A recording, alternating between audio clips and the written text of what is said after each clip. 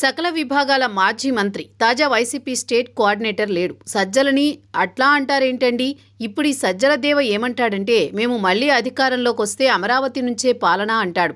మరి ఈ మాట నమ్మొచ్చా అన్నది ఒక ప్రశ్న కాగా, మనం ఇప్పుడు అర్జెంటుగా ఫ్లాష్ రీల్ ఒకటి తిప్పాల్సి ఉంటుంది. అదెలాంటిదంటే, గతంలో ఇదే అమరావతి విషయంలో జగన్ అన్న మాటలను బట్టి చూస్తే ఇక్కడే రాజధాని ఏర్పాటు చేయడం అనే అంశం మీద తనకు ఎలాంటి వ్యతిరేకత లేదు అంటూనే మూడు రాజధానుల ముచ్చట సడన్గా వెలుగులోకి తెచ్చాడు. ఆపై ప్రాంతీయ విభేదాలను ఆజ్యం పోశాడు. అమరావతిని కావాలంటూనే దాన్ని భ్రష్టు పట్టించాడు. ఇక కర్నూలు, విశాఖను కూడా ఎగదోశాడు. దక్షిణాఫ్రికా మోడల్ అంటూ మూడు రాజధానుల మంట పెట్టాడు. కట్ చేస్తే విశాఖ నుంచే తన పాలన అంటూ ఋషికొండ ప్యాలెస్ నిర్మించి మరీ చాటింపు వేయించాడు. అన్ని వేదికల నుంచి అందరికీ అదే చెప్పాడు.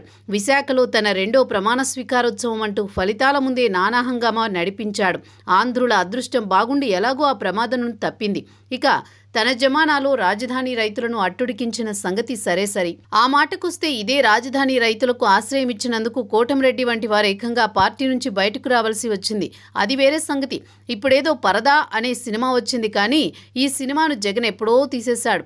ఒక సమయంలో అమరావతిలో ఆయన తిరగడానికి అధికారులు అన్నేసి పరదాలు కట్టాల్సి వచ్చింది. మరి సరే, ఇప్పుడేమైనా మనసు మారిందా అంటే, ఏకంగా అధికారిక మీడియా వేదిక పైనుంచి అమరావతి దేవతల రాజధాని కాదు, వేశ్యల రాజధాని అన్న కామెంట్లు గుప్పించారు.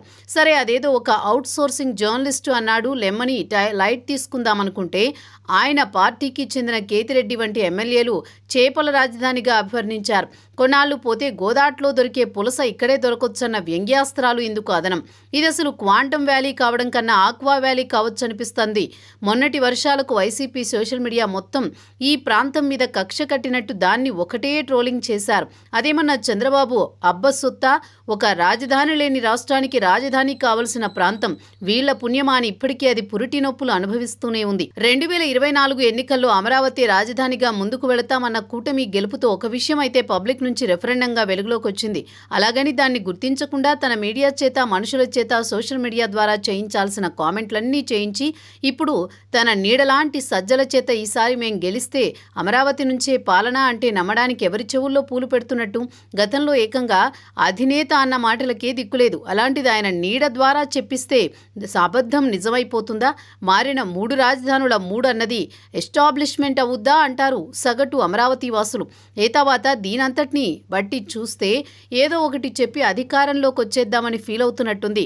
మడమ తిప్పని బ్యాచి, తిప్పాల్సినవన్నీ తిప్పేసి ఎట్టకేలకు తిరిగి అధికారంలోకి వచ్చాక ఎడంకాలితో తనడం ఎలాగూ అలవాటైందిగా అన్న గట్టి నమ్మకంతోనే ఇలా మాట్లాడుతున్నట్టు కొడుతోంది.